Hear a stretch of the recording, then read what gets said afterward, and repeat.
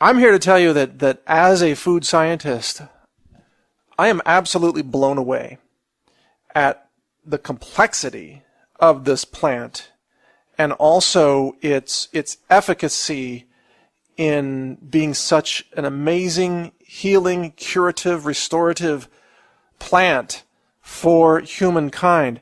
I'm even convinced at this point. I've been studying the molecular structures and the transformation of the molecules.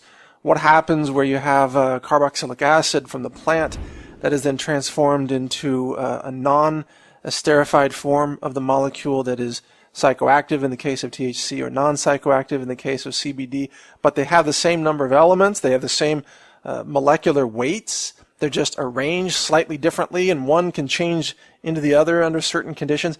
I am convinced there is something that almost seems to be intelligently designed about this plant. It is almost as if this wasn't just some random Mother Nature mutation that sprouted out of the dirt. It's almost like, and I say this metaphorically, but it's almost like God himself put this plant on this planet to heal humanity. It is so extraordinary to me as a nutritionist and a researcher and now a food scientist. As I'm peeling away the layers of this plant, it's blowing my mind. And I'm not a user of it in terms of THC. I don't actually smoke marijuana, never have. I don't use psychoactive compounds of any kind. I'm a research scientist, but I use non-psychoactive components such as CBD. But I am blown away by this plant.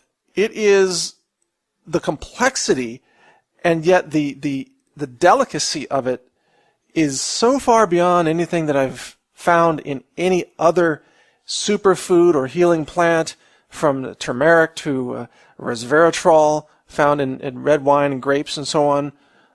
This is more complex than anything I've seen in bee pollen or spirulina or, I mean, just any superfood imaginable, from chia seeds to, I don't know, I mean, you name it. There's nothing like hemp